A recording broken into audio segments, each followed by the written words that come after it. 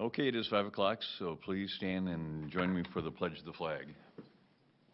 I pledge allegiance to the flag of the United States of America and to the republic for which it stands, one nation, under God, indivisible, with liberty and justice for all.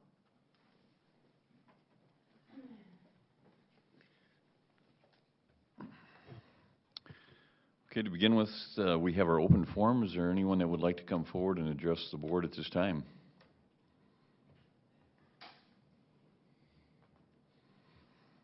Okay.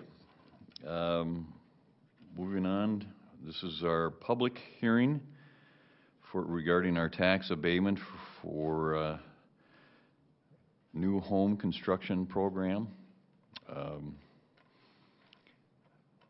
I'm not sure what all we need to present. It's been presented in the past, and so this is our public hearing for that. So, looks like no one wants to come forward, so we'll move on to celebrating our successes, and first of all, we have Dr. Funk. So we've got a couple different successes tonight.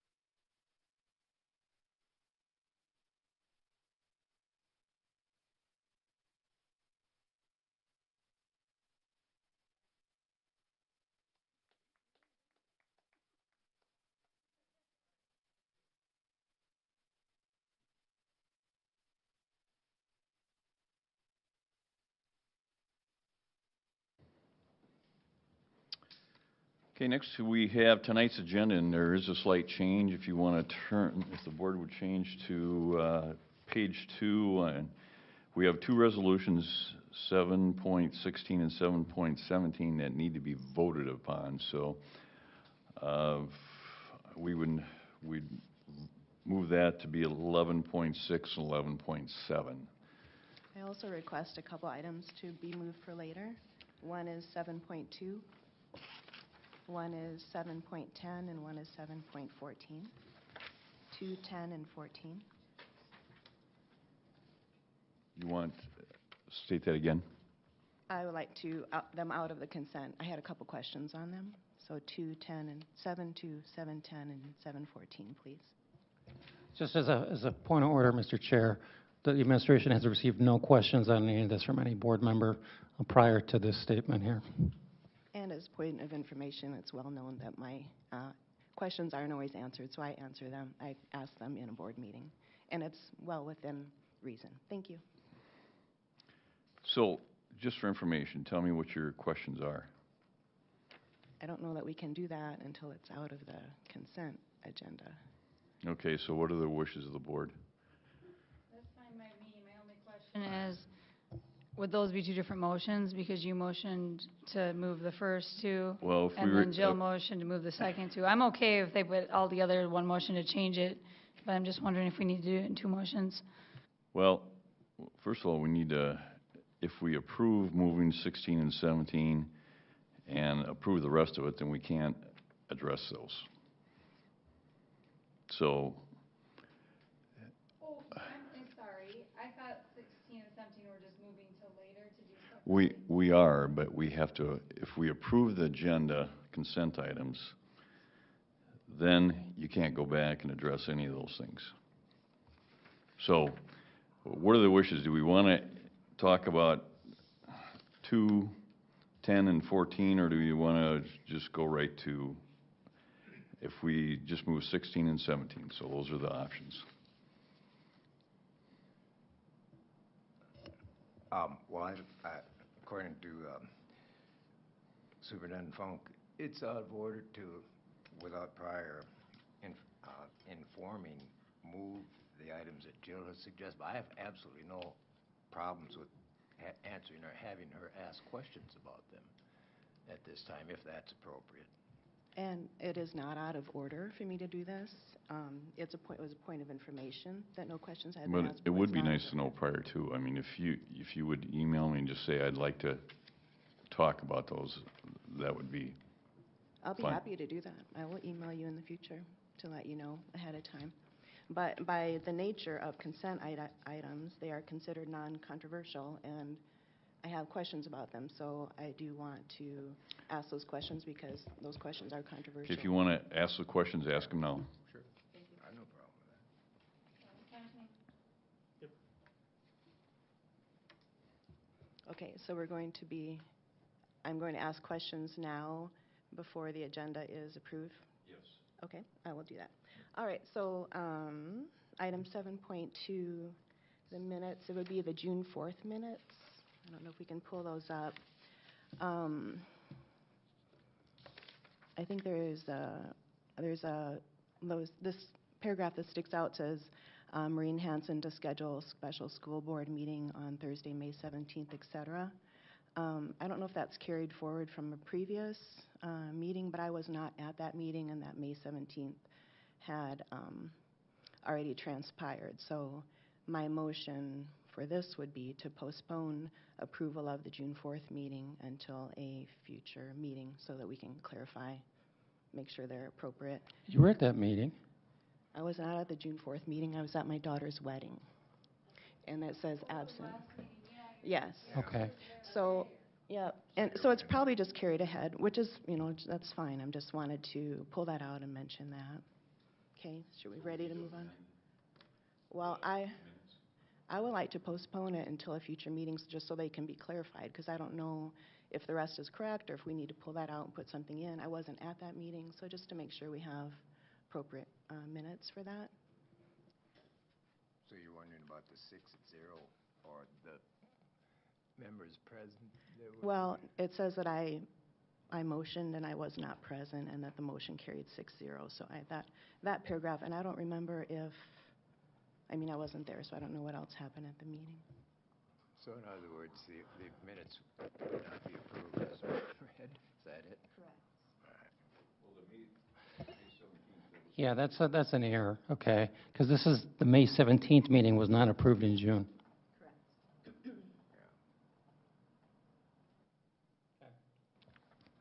Well, can't we correct that?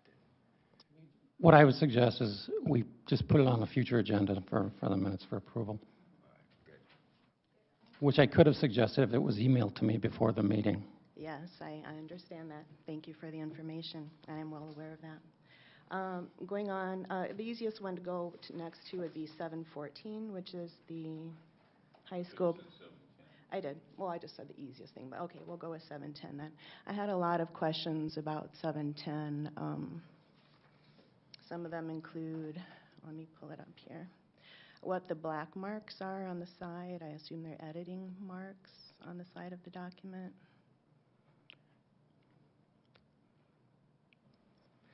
Okay, well, Actually, that's the black, if I may help respond, the black marks on the document, that's the way it came here. okay. So there's nothing seen to be edited, that's just marks that came on the original document. Okay, thank you. And then starting with 1.1.1, the owner's program for the project is to be determined. 1.1.2, the project's physical characteristics to be determined. 1.1.3, the owner's budget for the cost of work is to be determined, et cetera, et cetera. And I don't really know why there are so many to be determined pieces that we're voting on tonight. If I may help address these questions, this document is AIA document, and it's a standard form, like it says in the header. It's a standard form that is commonly used in construction and such contracts, such as an architect contract. So they use this as a template.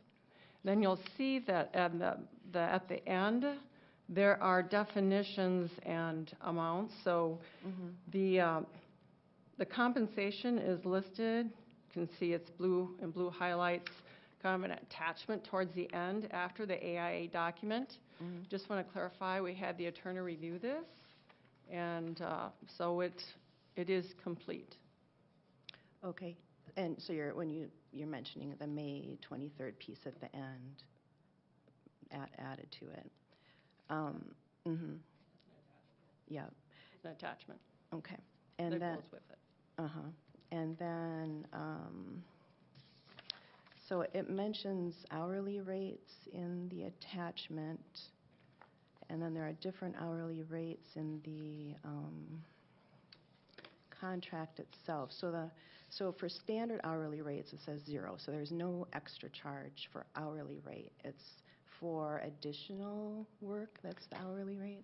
That'd be correct. So the work is stated in the, like compensation is highlighted in blue in the attachment. But if there is additional work needed above and beyond what's already been laid out here, if they need to charge us for additional work, these are the rates that would apply. But if in a perfect world, our project is exactly as we plan, with no amendments or alterations or contract alterations on the construction pieces itself, then we wouldn't have to even look at these hourly rates. But it's only in the case we have a change order that would somehow change the scope of the project to some degree. Okay, thank you. So they would be in addition then to the 1.369 million total compensation there, the additional? Right. Okay. And then is the 1.369 million part of the 2.29 million of that in total project costs where it says professional services and fees? So yes, so the professional services that are the 2.291 million that we had as part of our review and comment to MDE, there's two components. There is the architect contract, which you're talking about here in this 7.10. And the other component of that is the construction manager contract, which is in 7.11.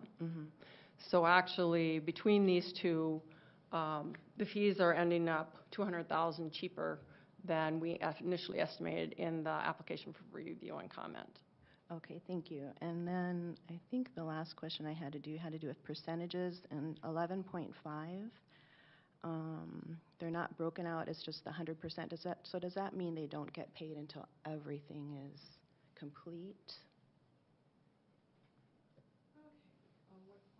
11.5.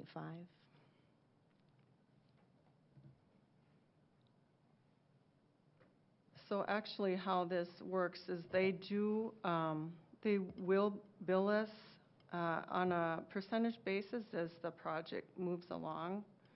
So, and that is standard. So does that answer your question? So they will be billed on a percentage basis. So then should we have percentages in there then? Because it says when it's billed on percentage basis, the proportion of compensation will be as followed, and there's no proportion listed there. Our attorney did a review this, and he did not recommend any change on that line item. Okay, thank you. And then my final question on 714, I think is also just an error, maybe brought forward from another document, and it's the publications trip in November proposal. It just had, it's at the Hyatt Regency Chicago, and then, but in the estimated cost per person, it said Seattle Sheraton Hotel, so I think that's probably just maybe an error brought forth from something prior, but I'm not sure.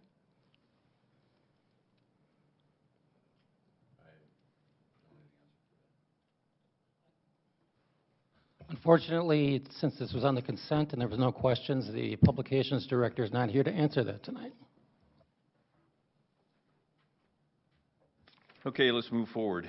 And I would propose that we, I'll make a motion that we approve the consent items excluding 7.16 and 7.17 and moving that to under effective and efficient operations. So that'd be my motion. Okay. Okay. We have a motion and a second. Any further discussion? Yes, that does not address the minutes in 7.2. Okay. And we correct the minutes for 7.2 or bring it at a different time? Yeah, I agree. I'll amend the motion. Okay. You have to get approval of yours. Okay, okay. All those in favor of the consent items as we outlined signify by saying aye. Aye. Aye, okay. And then we need to amend the motion then to exclude the minutes, so I'll make that motion also. Is there a second to that? Second. Okay. All those in favor of that signify by saying aye. Aye. Okay. Aye. Okay, let's move on. Moving on to reports, Dr. Funk.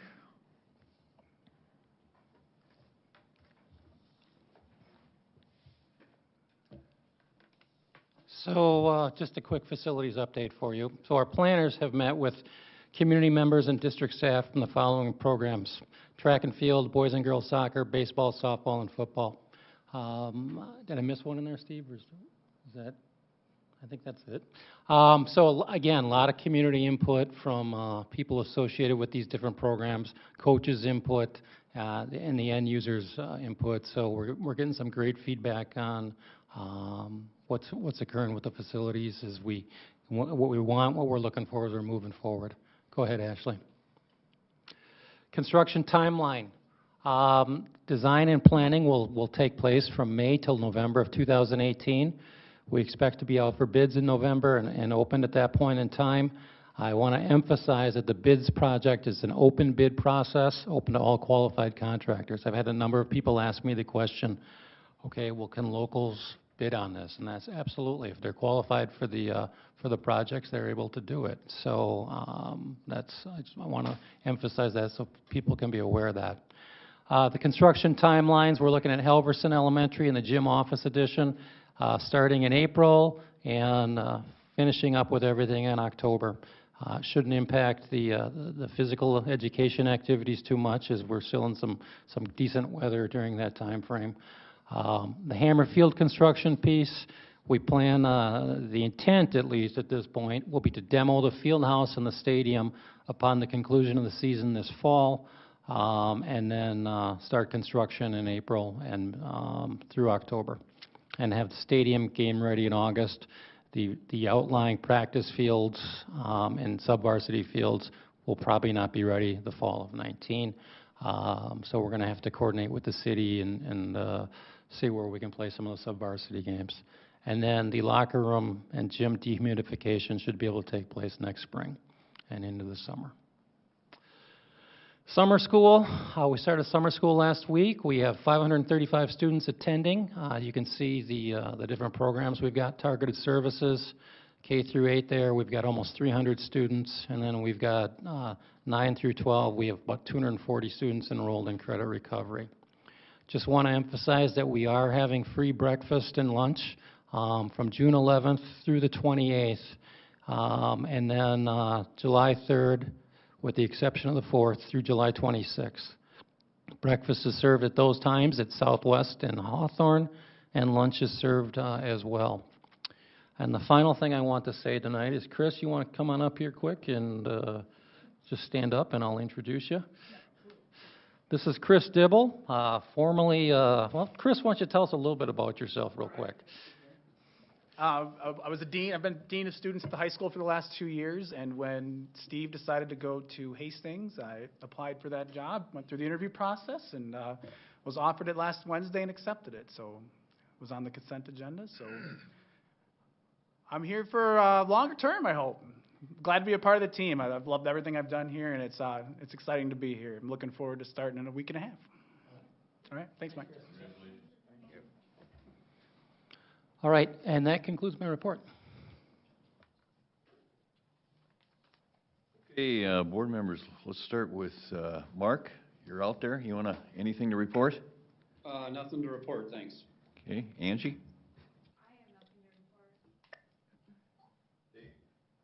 Just enjoyed being part of the facilities community meetings. From the Family Collaborative meeting, there is tomorrow's the RSVP date for a meeting in Austin on June 28th, and it's the Southeast Minnesota Regional Prevention Meeting. And it's from 9:30 to 1 at the Hormel Nature Center on June 28th. If anybody would like further information, I have it, but they would like an RSVP by tomorrow for those who can come. And then I'm still awaiting an apology for false comments posted by the district about me. Thank you. Neil? Ooh, I'm on. Not a lot. I attended a couple meetings, the Chamber of Commerce monthly meeting with Val Qualley, and the Education Foundation meeting with Lila Oz and Manny Style and Al Aarons and others. And I'm not going to go over the details of those encounters, but coming up at quite a distance, actually, the 27th of July, is the Hall of Fame banquet for Elberly High School athletics. And we have, like, I think, 8 or 9 inductees, and it's at the Cove, and that's the 27th of July, and be nice if a lot of people showed up for that other than just family and friends, because the proceeds go to support the activities of the foundation. So I'm promoting that event. That's it. Neil, how do we sign up for that? There's if you Google Hall of Fame banquet, everybody has it. It's on. You could probably follow links on the district webpage to get to that activity. Or just contact Afton or Jen Zoller. Okay. I also attended part of the facilities meeting, and it was good to get input from others. So no reports from the students or the teachers, so we'll move down to effective and efficient operations. We have Kathy Aho, I hope I said that right, is going to talk about providing the sale of general obligation school building bonds. And Kathy's from Springstead.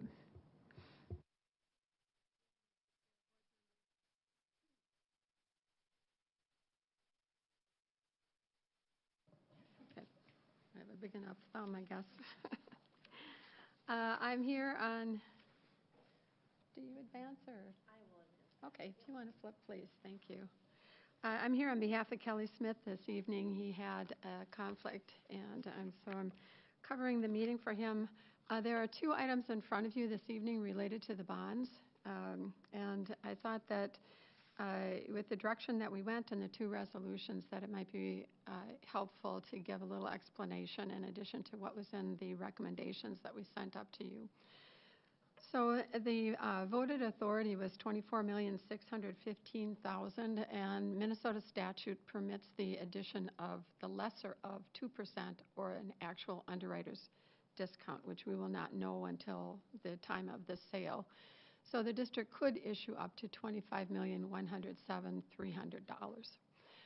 The project dollars that were anticipated at the time of the election were $22,335,000, and the representation was made to the electorate that no increase in the current debt levy would be made.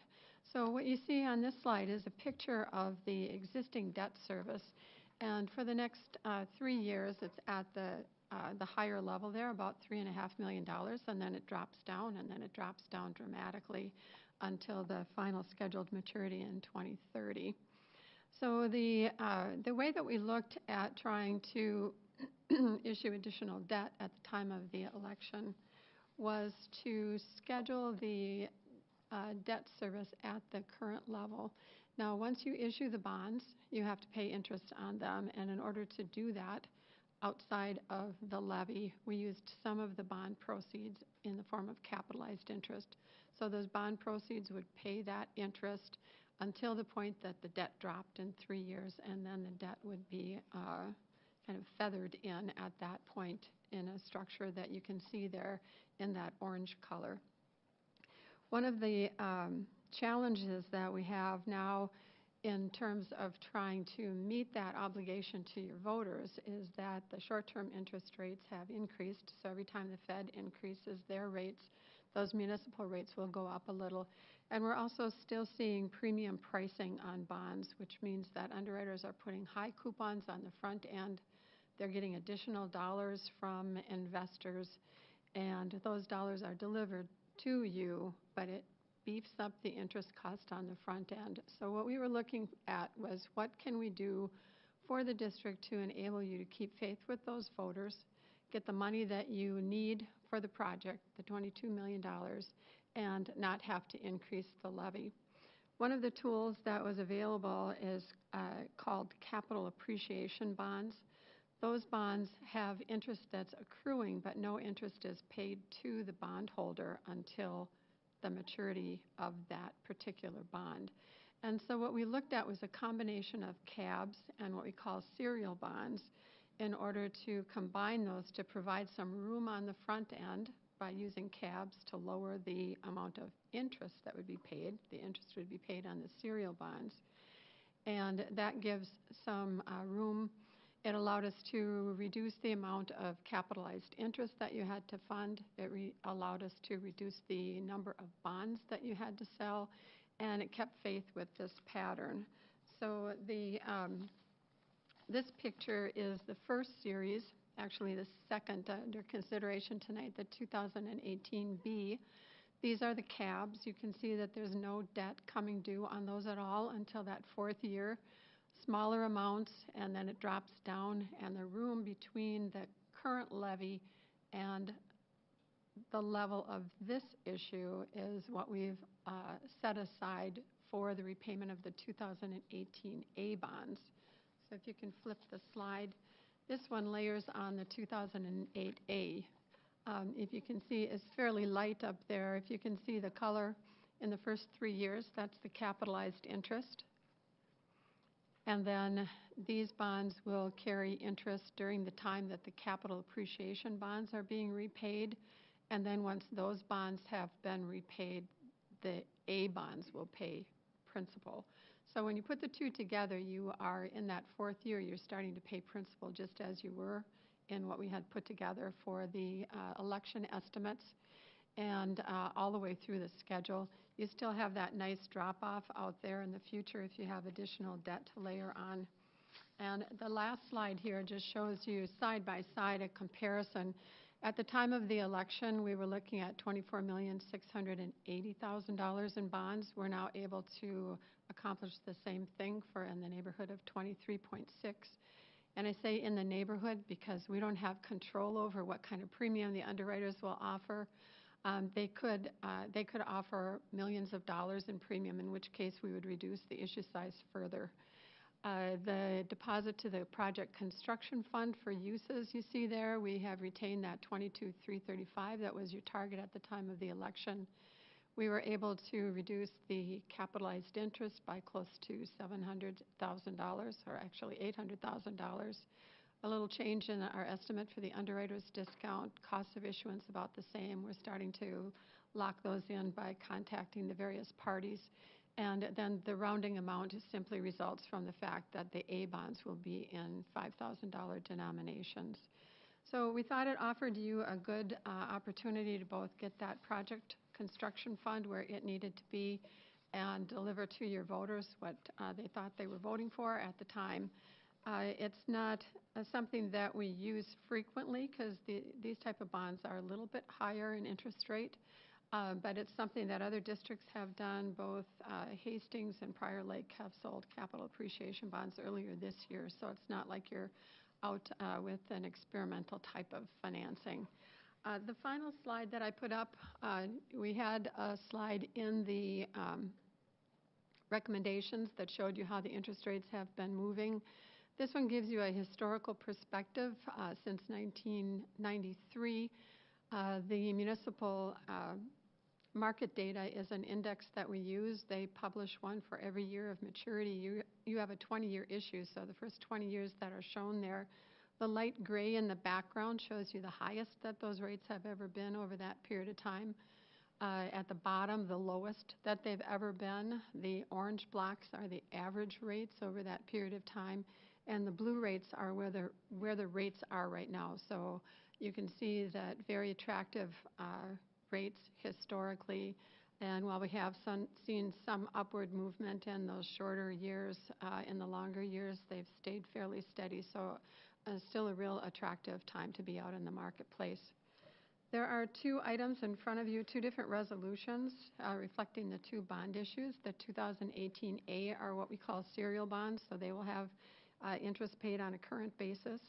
And the second series, the 2018B, would be the capital appreciation bonds. And again, in combination, they give you that pattern that you saw on the slides. So I'd be happy to answer questions if you have them.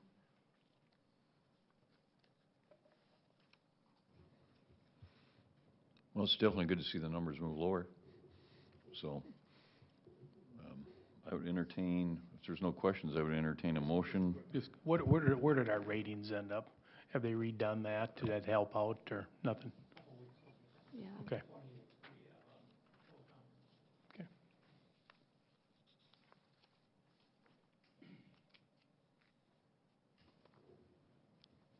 Okay. Any other questions? I'd entertain a motion then. 11.1 is for 2018A as was presented. Is there a motion to do so? Is there a second? Okay. You have a motion and a second. Any further discussion? All those in favor then of the resolution? Let's go roll call on this, Ken. I would recommend it. I recommend a roll call. Okay. We'll do a roll call then on the motion for the bonds as outlined in 2018A. Angie? Aye, yes. Mark? I'm sure we're doing roll call. Mark? Yes. Dave? Yes. Jill? Yes. Yes. Motion passes 6-0. Moving on to 11.2, which is the bonds as outlined in 2018B. Any questions or motions?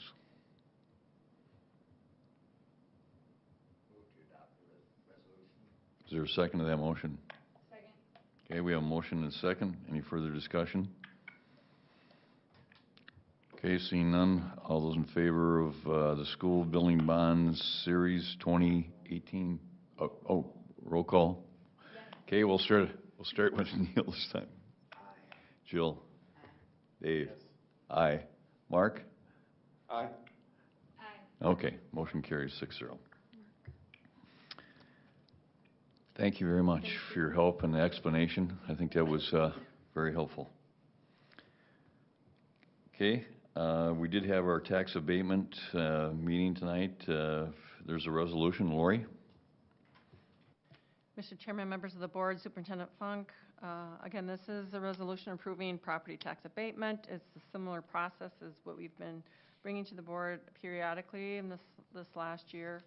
So this resolution, on Exhibit A, you'll see there's two properties for new construction and will need board action. Okay, what are the wishes of the board?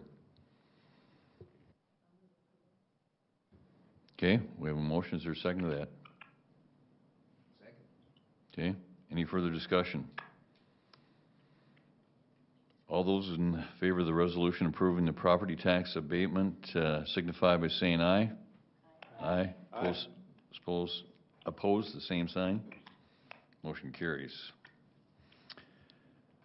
Next we have our long-term facilities management plan. Lori and Steve. If Ashley can pull up the PowerPoint, and Steve, come forward. Just want to, as Steve goes over some details regarding the 1920 LTFM projects, just as a reminder, MDE has us go through this process where we lay out a 10-year plan of our projects that would be funded with long-term facility maintenance. And just wanted to circle back with you for us to be thinking about the levy piece of long-term facility maintenance as we, like tonight, reviewing the 10-year plan as the first step regarding long-term facility maintenance plan that would fit into the fall levy. And this fall's levy would be for the 1920 fiscal year. So if you move to the next slide, Ashley, I just want to have you kind of think about and just be aware of when we do bring the levy document to the board, initially it's going to have the dollars that reflect this application on the 10-year plan, which is listing an expense plan for the entire entitlement that we're eligible for. So as you remember, last year we had that discussion and we decided to under levy. We reduced the levy by $142,000 in this category so that our overall percentage increase was at a certain threshold. So I just want you to be thinking about this and be aware of it, that we will have a decision to make by the time when we come to the board's approval of the proposed levy. So one thing that will come into play if we continue to under levy, let's just say this is since this is a 10-year plan, so obviously 10 years of under levying, if that's where the direction the board goes, that would end up being $1.4 million of revenue funding source we would not be tapping into, which on the next page, just to illustrate, that is actually about exactly the value of 1 year's worth of full entitlement for the capital improvement funds available for LTFM. So just wanted to put that in perspective, something that we'll have to have a decision on, but then I'll have Steve explain what the projects would be in 1920 in that 10-year plan.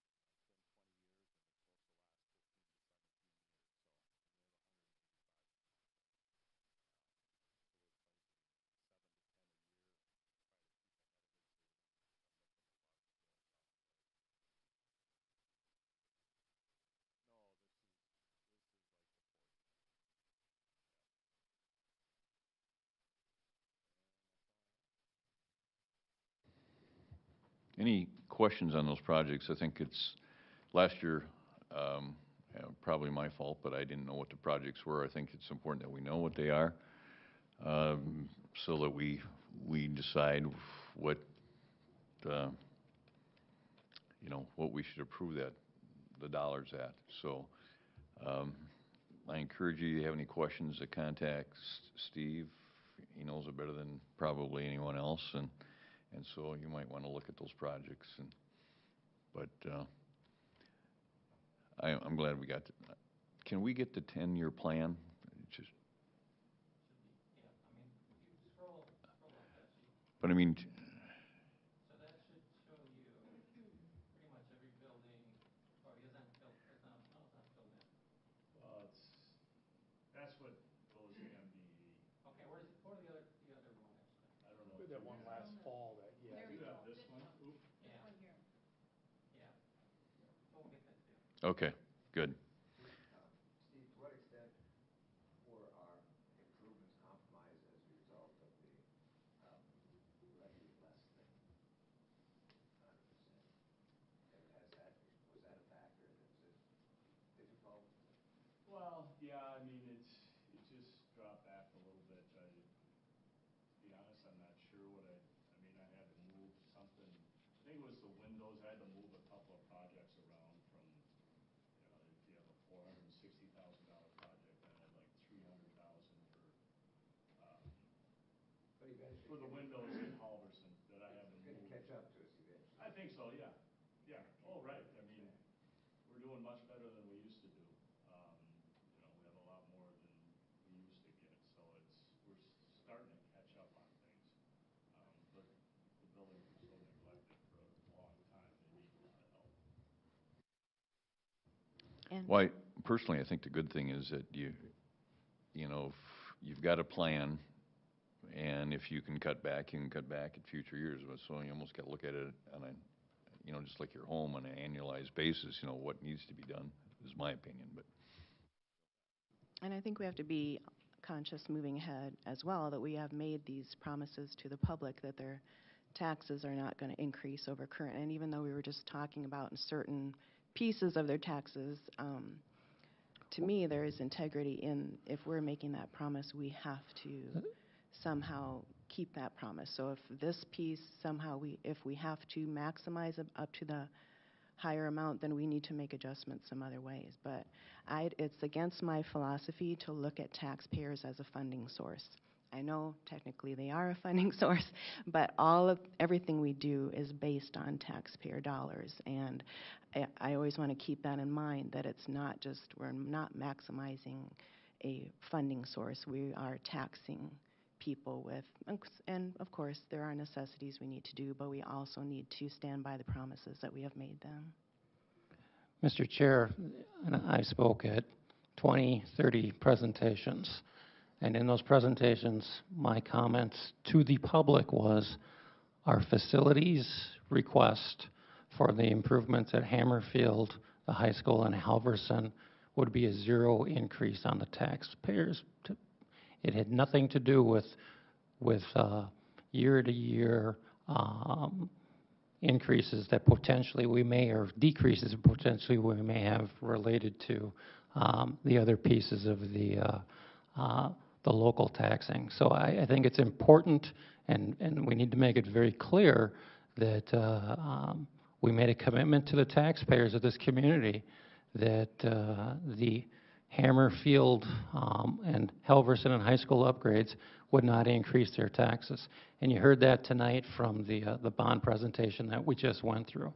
Okay, that is a portion of our tax bill. And so I don't recommend that the board suddenly start cutting back on any other potential opportunities where we receive money from the state of Minnesota, such as long-term facilities, when you just got through hearing from our facilities director how much of need we are. We're going to have a much better perspective come September on what our tax bill in November will look like.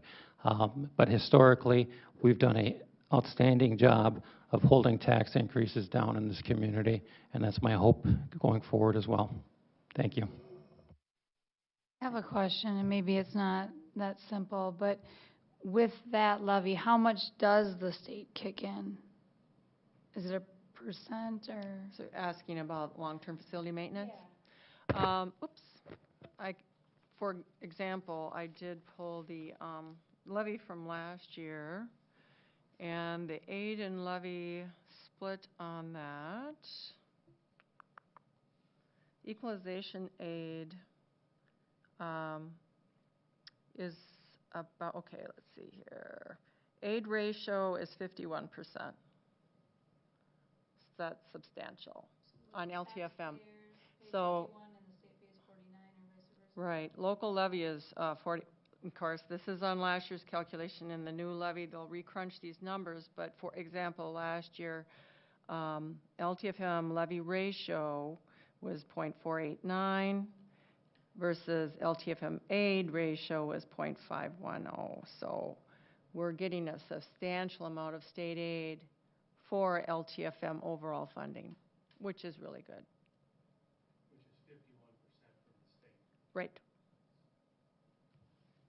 Which is a whole convoluted formula they use by the age of your schools and all that good stuff. It's, yeah, you have to be a mathematician. And state money is also taxpayer money, I guess is the way I look at it. But how many cameras generally are in a school, or what areas are they in a school? It really changes per school. I mean, the high school has over 60 cameras, but most of the elementaries have like 6 to 8. We like to cover the Hey, exits, Steve, the doors. Steve, I don't want you to answer that question publicly. Okay. Okay? Could I get an answer privately, please?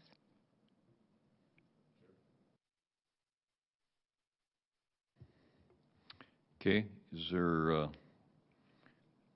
says amend as action. Is there any action on this? And so we're just adopting the plan? Or Actually, it's 3 components.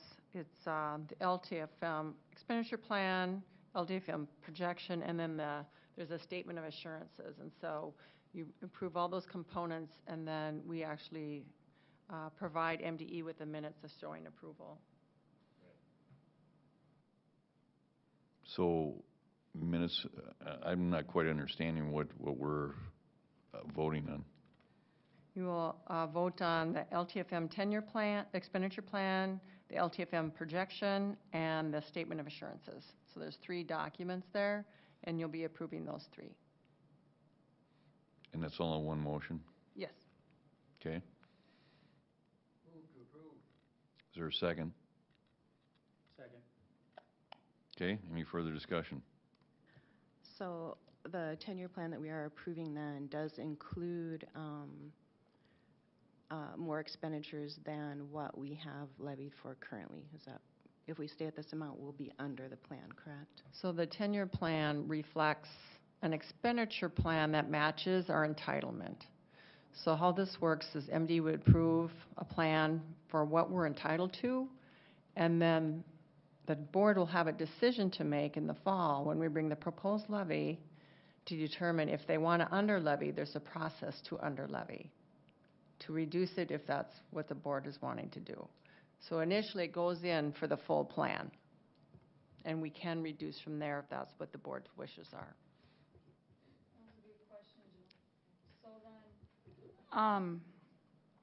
So basically, we'd be voting on that we're planning to spend that certain amount of money, and then we'd have to change it going forward, but that would be in our plans, would be to use that money?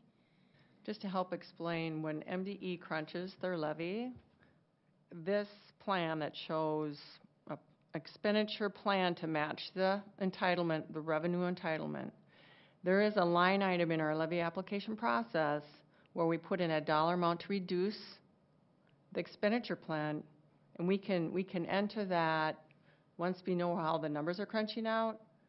So when we come to the point of the board meeting, we'll be able to address that. For example, that is the method we used last year. And so I have to go on the levy system and enter the dollar amount for reduction. If the reduction ends up being zero, the reduction, initially it gets submitted as no reduction until the board determines if they want to make a reduction. Then I enter it and submit. So. Okay, we have a motion and a second. All those in favor of the long-term facilities management plan signify by saying aye. Aye. Opposed, same sign. Motion carries. Now moving on to 11.5, which is the budget. Lori? Mr. Chair, members of the board, Superintendent Funk, for your consideration is the budget for the new fiscal year, the 18-19 fiscal year. And Ashley, if you scroll to, I believe it's page 5, shows a summary of the funds. One more, let's see, there we go. All right, so the good news is with a budget plan in the general fund on the unassigned line, there she goes, she's highlighting that for us so you can see what I'm talking about. The good news is we have a balanced budget. We basically have a slight net gain of $2,533. So that's as close to break even as we can ever achieve. So that just means that our revenues are basically equal to our expenses in our plans. So this reflects the staffing plan that was developed this spring, and it reflects the costs of like settlements with our collective bargaining units. We have one unit that we will be bargaining with that has an estimate there. It has estimates or actuals for like insurance renewals and those kinds of things. So this is super news. We're able to have a balanced budget. You may have heard in the news, a number of districts were having some difficulty or struggles in having to make cuts, but we're in a very good spot. Just as an FYI, with our new fund balance policy and how we are excluding LTFM, we're excluding operating capital from the calculation, and also excluding the TRA state paid contribution on our behalf to TRA, PRA, excluding that unique payment that happens. And so with how this aligns with our fund balance policy just going into the new year is that I'm projecting that the fund balance for the unassigned general fund would be at 13.6%, so relatively close to the fund balance target of 14%. So that's good news as well. Any questions?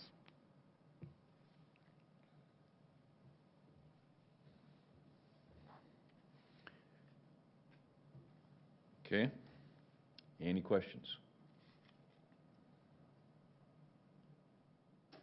Okay. This is an action item.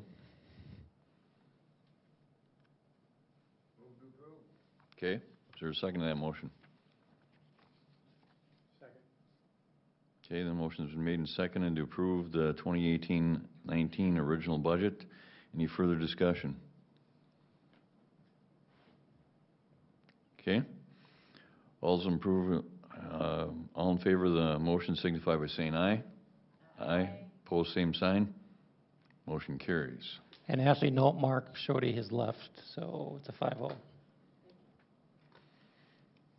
Okay, we did move 7.16 and 7.17, so 7.16 was a resolution relating to the election of school board members and calling the school district general election. Is there anything else that we need to do there? Okay. Is there a motion to do so?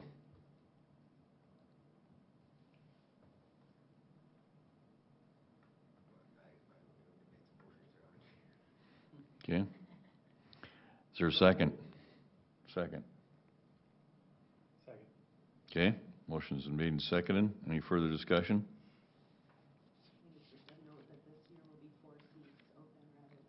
Right. Correct. All those in favor of the resolution for the election of school board, calling the school district to do so, signify by saying aye. Aye. Pose same sign. And then 7.17, which would now be 11.7, a resolution establishing the dates for filing. Do we have dates specific? July 31st, August 14th. Okay. Is there a second? Second. Okay, motion's been made and seconded. All those in favor of those dates signify by saying aye. Aye. Pose same sign. Motion carries. That would lead us to adjournment. Is there a motion to do so? So moved. Is there a second? Okay. Meeting's adjourned.